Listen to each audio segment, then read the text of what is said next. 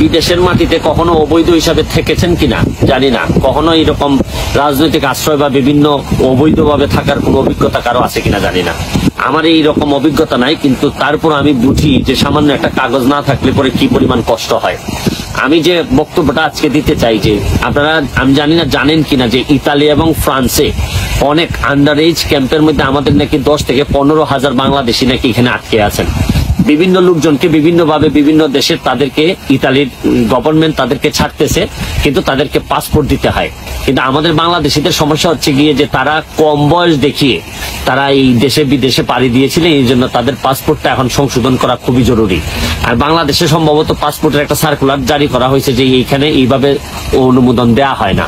কিন্তু আমার যে বক্তব্যটা আমি দিতে চাই যে এখানে প্রায় 10-15,000 বাংলাদেশি আছেন যারা বিপদগ্রস্ত। তারা হয়তো কম বয়স দেখিয়ে বাংলাদেশ থেকে বেরোয় আসছেন, কিন্তু এখন আন্ডার এজ ইতালি গভর্নমেন্ট একটা পাসপোর্টের ব্যবস্থা করে দিলেই তারা ইতালির নাগরিক হইতে পারবেন বা বৈধভাবে কাজ করার সুযোগ পাবেন। তারা হবেন আমাদের এই রেমিটেন্স যোদ্ধা হবেন আমাদের।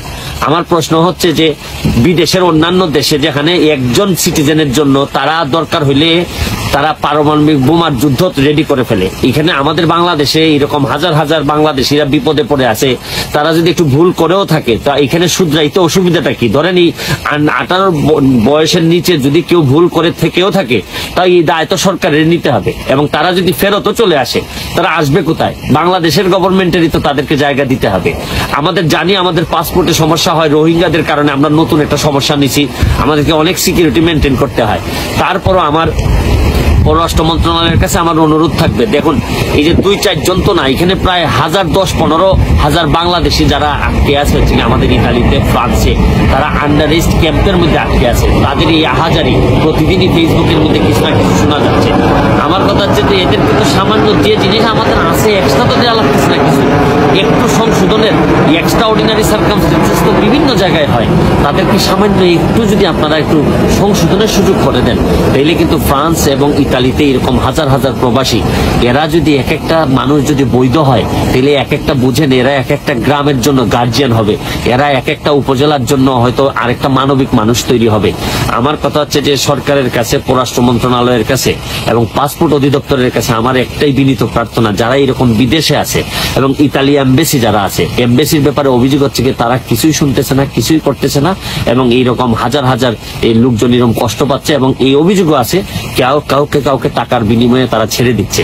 তা আমার সবার এই 3টা ডিপার্টমেন্টের কাছে আমার অনুরোধ হচ্ছে গিয়ে যে বেশি কিছু তো করা লাগতেছে না, শুধু হচ্ছে গিয়ে তাদেরকে আপনারা একটু পাসপোর্টের ব্যবস্থা করে দিবেন। এতে যদি একটা বাংলাদেশের মানুষ বেঁচে যায়, তার পরিবার বেঁচে যায়, এবং কি কষ্ট করে এরা ইতালি পর্যন্ত গেছে, কেউ গাড়িতে করে গেছে, কেউ হচ্ছে গিয়ে জঙ্গলের ভিতর দিয়ে, কেউ পাহাড়ের ভিতর দিয়ে, তাইলে হয়তো আমাদের কিছুটা প্রবাসী বান্ধব যে সরকার আমরা বলি এটা কিছুটা প্রমাণ আমরা দিতে পারবো।